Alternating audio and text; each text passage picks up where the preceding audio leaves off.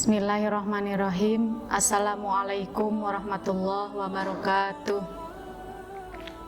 Alhamdulillahirabbil alamin wa bihi nasta'inu ala umuri dunya waddin wa ala alihi wa sahbihi ajma'in. Allahumma shalli ala sayyidina Muhammad wa ala ali sayyidina Muhammad. Rabbi shrah li sadri wa yassir li amri wahlul 'uqdatam min lisani yafqahu qawli. Amma ba'du. Faqalallahu ta'ala fil Qur'anil Karim. A'udzu billahi minasyaitonir rajim. Bismillahirrahmanirrahim. Wa ilahukum ilahu wahidun la ilaha illa huwar rahmanur rahim. Shadaqallahul azim. Pertama-tama yang saya hormati Bapak Kepala Sekolah, para wakasek, guru-guru SMK Manonjaya, anak-anakku sekalian, siswa-siswi SMK Negeri Manonjaya yang Ibu banggakan. Segala puji bagi Allah yang Maha Agung, yang Maha Mengatur, yang Maha menakdirkan pertemuan, yang Maha tahu segala keadaan, yang menguasai kita di setiap keinginan, yang Maha Pengasih lagi Maha Penyayang. Salawat dan salam marilah kita semoga selamanya tercurah limpahkan kepada Nabi kita, yakni Nabi Muhammad SAW.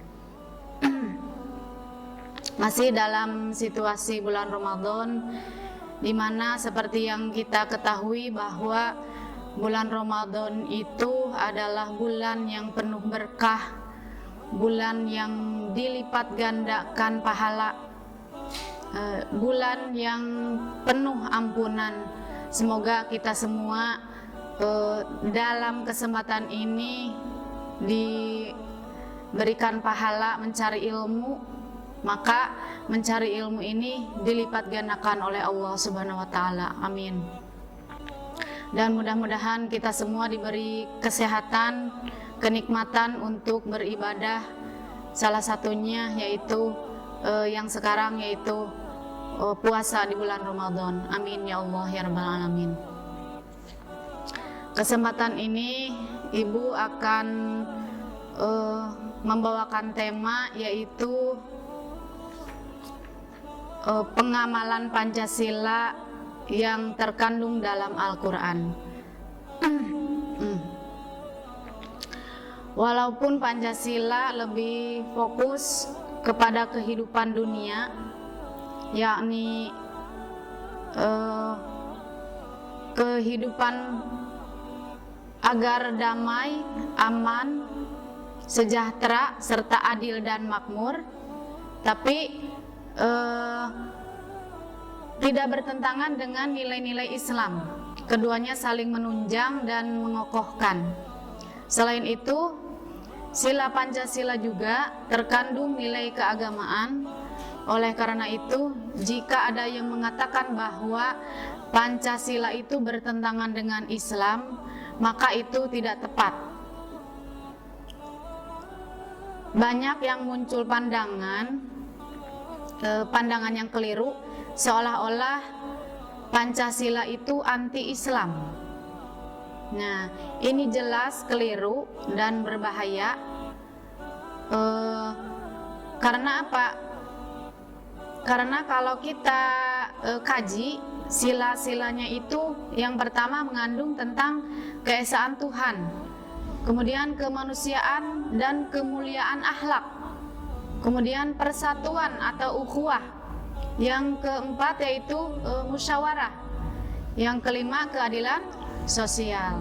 Nah, maka dari itu mari kita sama-sama kaji setiap silanya. Ini pengamalan Pancasila yang terkandung dalam Al-Quran.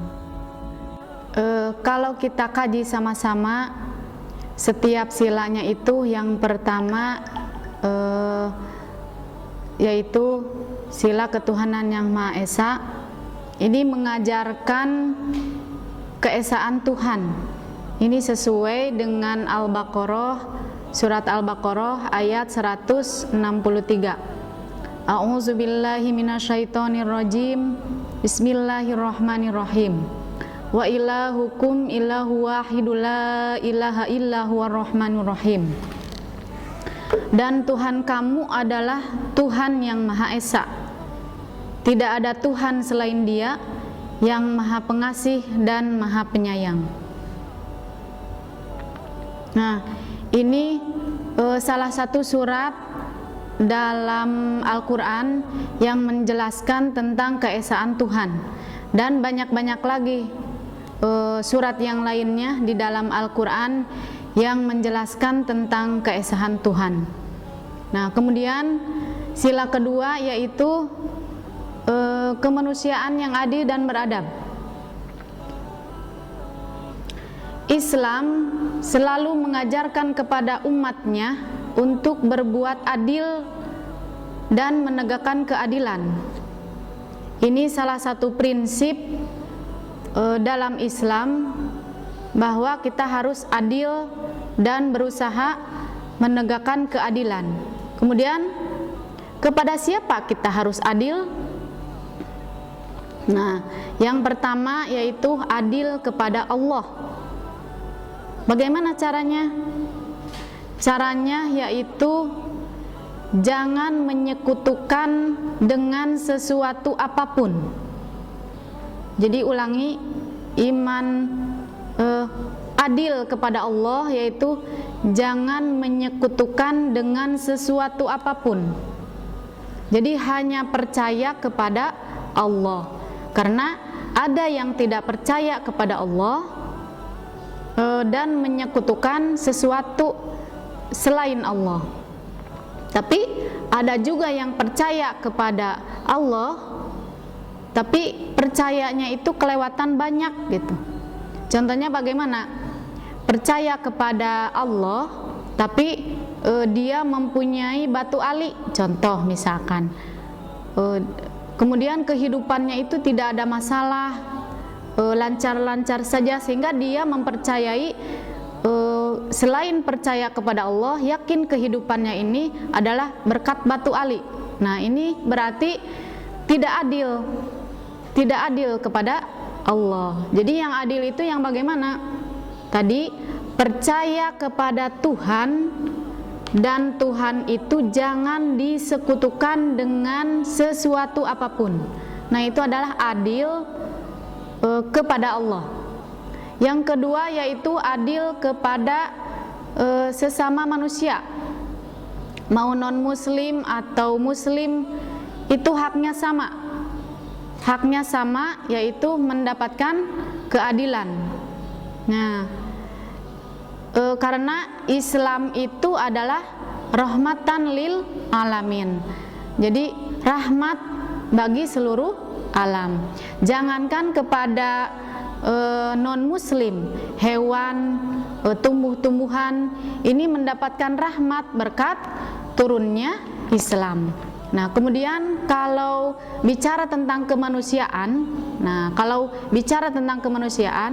ini maka adil itu tidak melihat agama, mau non muslim atau muslim, maka hak dan kewajibannya itu sama. Contoh misalkan ada orang sakit. Nah, ada orang sakit yang non muslim, atau ada orang yang kecelakaan yang non muslim, kita sebagai seorang muslim, maka hak kita, kewajiban kita adalah menolongnya. Hak dia adalah ditolong. Jadi tadi adil terhadap manusia itu tidak melihat muslim atau non muslim. Ini sudah dijelaskan tadi. Adil terhadap manusia itu tidak melihat agama. Jadi kalau ini sudah jelas dalam sabda Rasul bahwa yang artinya barang siapa yang menyakiti kafir zimmi itu sama saja menyakitiku. Kafir zimmi itu adalah kafir yang mau hidup damai dengan orang Islam. Nah, ini jelas bahwa hadis Rasul tadi, keadilan terhadap kemanusiaan itu tidak melihat agama. Nah, dengan demikian keadilan itu harus dijunjung tinggi sesuai dalam Al-Quran, yaitu surat Al-Maidah ayat 8. A'udzubillahi minasyaitonirrajim. Bismillahirrahmanirrahim. La yajrimannakum sana'anu qaumin ala alla ta'dilu.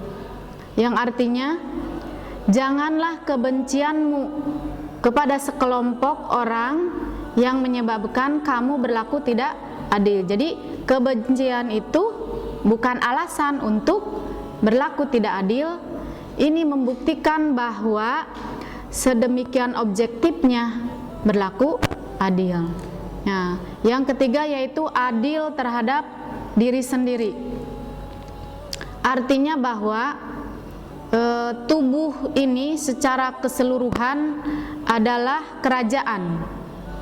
Segala sesuatu di tubuh ini ada haknya. Mata ada hak untuk tidur, perut ada hak untuk makan. Jadi jika ada orang yang mata tidak dipergunakan haknya, tidak tidur, maka itu tidak adil. Contoh lagi tadi perut. Jadi jika tidak makan, maka hak untuk perut itu tidak terpenuhi. Maka dari itu semua anggota tubuh ini tadi mempunyai hak. Nah, kemudian tadi ini berarti ada 3 keadilan. Yang pertama, keadilan adil terhadap Allah dengan cara jangan menyekutukan sesuatu apapun. Jadi hanya percaya kepada Allah. Yang kedua yaitu adil terhadap manusia, yaitu adil dengan tidak melihat agama, mau non muslim atau muslim, itu sama saja. Mempunyai hak dan kewajiban kita. Kemudian yang terakhir yaitu adil terhadap diri sendiri. Nah, itu sila kedua. Kemudian untuk sila ketiga yaitu Persatuan Indonesia. Nah, yang pertama kali ditanamkan di dalam diri jiwa manusia adalah iman. Iman bahwa Allah itu ada, percaya bahwa Allah itu ada. Nah, yang kedua adalah takwa, takut, menjalankan segala perintah Allah dan meninggalkan segala larangan Allah sesuai dengan Al-Quran. Bismillahirrahmanirrahim. Ya ayyuhalladzina amanu taqullaha. Berarti yang pertama adalah ya ayyuhalladzina amanu, iman. Yang kedua adalah ittaqullaha, takwa. Nah, tapi tidak cukup dengan 2 itu. Ada yang ketiga yaitu wakunu ma'as shodiqin. Artinya apa? Kalau sudah 2 yang tadi, berarti yang ketiganya adalah hendaklah bersama dengan orang-orang yang benar. Hendaklah bersama dengan orang-orang yang baik. Nah, kalau misalkan tadi sudah iman, sudah takut, maka ini tidak cukup hanya 2. Tapi yang ketiganya adalah wakunu ma'as shodiqin, yaitu bersama dengan orang-orang yang baik dan benar. Kalau hanya 2 berarti bagian yang terakhir nomor 3-nya itu tidak dia renungkan. Maka dari itu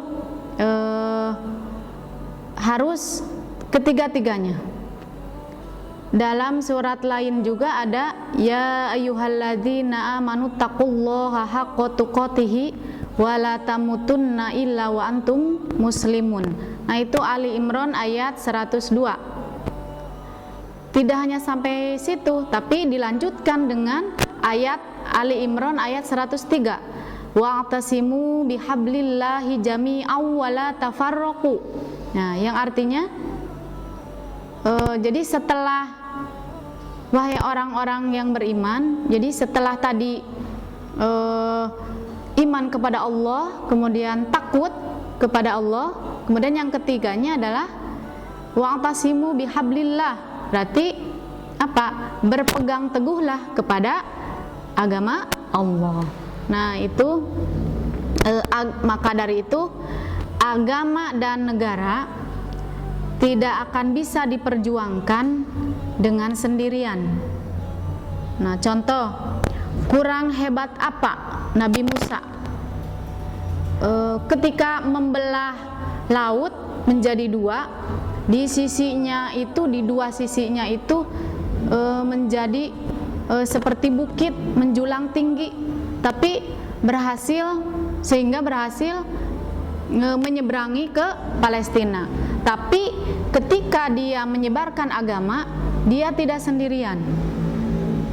Nabi Musa tidak sendirian, tapi dibantu oleh saudaranya, yaitu Nabi Harun. Maka ini penting persatuan. Yang kedua yaitu contoh lagi Nabi Muhammad SAW. Kurang hebat apa Nabi Muhammad? Panglima perang, tapi dia dalam memperjuangkan agama, memperjuangkan negara, dibantu oleh 4 sahabatnya, Abu Bakar, Umar bin Khattab, Utsman bin Affan, Ali bin Abi Thalib, kemudian Tolhah, Zubair, dan yang lainnya. Nah, ini membuktikan bahwa memperjuangkan agama dan negara itu butuh persatuan. Apalagi kita yang bukan apa-apanya. Maka oleh karena itu sangat penting sekali nilai persatuan. Maka jika ingin menolong agama Allah, maka Allah akan menolong kita dengan tetap menjaga persatuan. Ini sila ketiga. Yang keempat yaitu musyawarah, permusyawaratan. Ada kata-kata permusyawaratan. Musyawarah ini adalah kebiasaan Rasul. Dalam Al-Quran, surat Ali Imran ayat 159. Bismillahirrahmanirrahim. Wasyawirhum fil amr. Bermusyawarahlah dalam segala urusan. Kalau urusan tidak dimusyawarahkan, mungkin keputusan itu tidak akan baik, dan banyak orang yang menolak sehingga tidak akan mendukung terhadap keputusan tersebut. Maka berkaitan dengan musyawarah, ini adalah salah satu sifat muslim, salah satu sifat yang harus dilakukan oleh seorang pemimpin. Karena apa? Karena dari musyawarah, kemudian dari masukan, dari ide tadi orang lain, maka akan dijadikan apa tadi? Pertimbangan dan mendapatkan keputusan bersama. Kita sepakat bahwa sebaik-baik teladan kita adalah Rasulullah SAW, dan karakter yang melekat pada Nabi, pada Rasulullah SAW yang telah disampaikan oleh sahabat-sahabatnya, yaitu senang dengan bermusyawarah, senang dengan bertukar pikiran. Dalam sejarah juga banyak dibahas, salah satunya yaitu dalam perang Khandaq, Salman Al-Farisi memberikan usulan kepada Nabi Muhammad untuk melawan musuhnya itu membuat parit. Nah, maka dari itu usulan Salman Al-Farisi diterima oleh Nabi Muhammad, sehingga Nabi Muhammad bisa mempertahankan kota Madinah. Itu membuktikan bahwa Nabi Muhammad senang dengan bermusyawarah, dapat menerima usulan dari yang lain. Nah, maka bukan suatu aib jika seorang pemimpin memilih pandangan bawahannya. Jadi ulangi, bukan sebuah aib jika seorang pemimpin memilih pandangan bawahannya. Nah, maka budayakan musyawarah, bertukar pikiran, karena apa yang dipikirkan oleh satu orang tentu akan berbeda dengan pikiran 2, 3, atau 4 orang, karena dengan latar belakang dan pengalaman orang itu yang berbeda. Nah, yang kelima yaitu keadilan sosial. Nah, ini ada kisah pada saat Umar bin Khattab. Ya, pada saat Umar bin Khattab menjadi khalifah atau pemimpin. Nah, yang jadi gubernurnya adalah Amr bin As. Amr bin As seorang gubernur, istananya mewah, bajunya bagus. Nah, tapi yang jadi pikirannya adalah di sebelah istananya itu ada gubuk yang jelek, yang reot gitu. Tapi bagaimana caranya? Karena bagaimana ingin merubuhkan gubuk tersebut karena ingin dibangun masjid. Nah, maka Amr bin As seorang gubernur memanggil tata kota untuk menghancurkan gubuk tersebut, sehingga berhasil dihancurkan. Nah, ini yang mempunyai gubuk ini adalah orang Yahudi. Dia tidak terima terhadap karena gubuknya itu dirubuhkan. Nah, maka meskipun dia sudah ditawarkan untuk dibeli, tapi tetap saja kata orang Yahudi itu, ini adalah satu-satunya tanah saya, jadi saya ingin tetap di sana. Tetapi tetap tadi Amr bin As seorang gubernur ingin membuat masjid tadi, membangun masjid. Nah, karena tidak didengar oleh gubernur, maka orang Yahudi tersebut langsung mengaju ke khalifah, ke atas, ke pusat itu, ke pimpinan.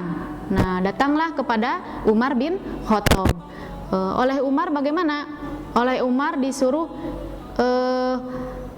cari tumpukan sampah, kemudian ambil sebuah tulang. Nah, orang Yahudi itu kan jadi bingung.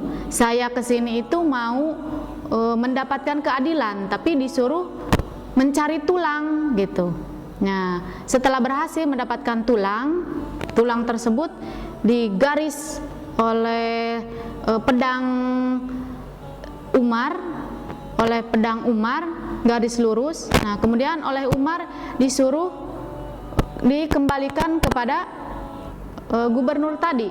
Nah, maka orang Yahudi memberikan tulang tersebut kepada gubernur Amr bin As. Nah, setelah mendapatkan tulang tersebut, Amr bin As tubuhnya itu bergetar. Yahudi menjadi bingung melihat Amr bin As badannya bergetar, kemudian wajahnya menjadi pucat. Nah, kemudian bertanya, "Kenapa ya gubernur?" Nah, maka gubernur menjawab, "Saya dapat teguran keras dari khalifah. Berlaku lurus dan adillah kamu seperti garis lurus yang ada di tulang ini. Maka kalau kamu tidak adil, tidak lurus, maka kamu akan saya luruskan dengan pedang ini." Itu kata Umar. Berarti kata orang Yahudi, saya berarti menang ya. Kemudian gubernur menjawab, "Iya, kamu menang." Nah, setelah itu orang Yahudi menjelaskan bahwa tidak jadi, silakan saja dibangun rumah saya, dirobohkan, silakan, tidak apa-apa, silakan dibuat masjid gitu. Maka Amr bin As pun, kemudian kamu bagaimana? Tidak apa-apa, Pak Gubernur, dengarkan saya saja. Kemudian seketika itu dia mengucapkan apa? Kalimat syahadat, asyhadu alla ilaha illallah wa asyhadu anna muhammadar rasulullah. Nah, ini faktor apa? Ini faktor adillah, sehingga seorang Yahudi bisa masuk Islam. Maka pantas pemimpin yang adil di akhirat nanti langsung dilindungi oleh Allah Subhanahu wa taala. Demikian tinggi keadilan, sehingga dalam Al-Qur'an dijelaskan yaitu la yajrimannakum sana'anu qaumin ala alla ta'dilu. Jadi jangan kebencianmu kepada sekelompok orang menyebabkan kamu berlaku tidak adil. Nah, maka ini penting sekali berlaku adil ini. Nah, demikian sehingga bisa disimpulkan dari sila pertama tadi, salah satunya yaitu dalam Al-Quran surat Al-Baqarah ayat 163. Bismillahirrahmanirrahim. Wa ilahukum illahu wahidul la ilaha illa huwa rahmanur rahim. Nah, itu mengajarkan, jelas mengajarkan tentang keesaan Tuhan. Kemudian sila kedua ini salah satunya yaitu dalam surat Al-Maidah ayat 8. Bismillahirrahmanirrahim. Wala yajrimannakum sana'anu qaumin ala alla ta'dilu. Kemudian sila ketiga salah satunya yaitu surat Ali Imran ayat 103. Bismillahirrahmanirrahim. Wa'tasimu bihablillahi jami'an wa la tafarraqu. Dan berpegang teguhlah kamu semuanya pada tali agama Allah, dan janganlah kamu bercerai-berai. Yang keempat, sila keempat yaitu Ali Imran ayat 153. Bismillahirrahmanirrahim. Wasyawirhum fil amr. Dan bermusyawarahlah dalam segala urusan. Kemudian yang kelima salah satunya yaitu dalam surat Al-Maidah ayat 8. Wala yajrimannakum syana'anu qaumin ala alla ta'dilu. Nah, ini membuktikan bahwa ada nilai Pancasila itu tidak lepas dari ajaran yang terkandung dalam Al-Quran. Demikian pertemuan kali ini, semoga bermanfaat. Mohon maaf jika ada kesalahan, yang benar dari Allah, yang salah dari kebodohan ibu. Subhanakallahumma wa bihamdika asyhadu an la ilaha illa anta astaghfiruka wa atubu ilaih. Terima kasih. Wassalamualaikum warahmatullahi wabarakatuh.